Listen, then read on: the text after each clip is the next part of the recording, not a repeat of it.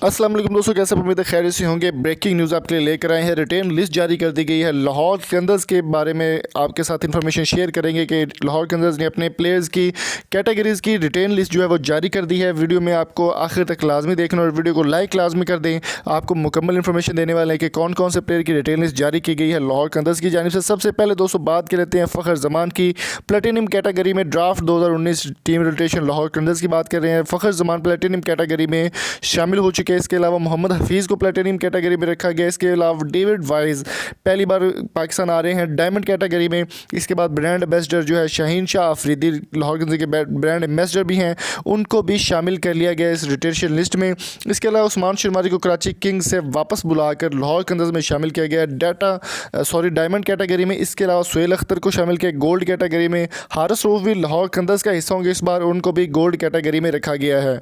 काफ़ी अरसे के बाद कम बैक करने वाले शानदार बैट्समैन, शानदार ऑलराउंडर आप कह सकते हैं, हार्ड हिटर इनको कह सकते हैं, सलमान बट को शामिल किया गया है सिल्वर कैटेगरी में, जो कि कैटेगरी लो है, लेकिन उनका PSL का पहला ये मैच होगा।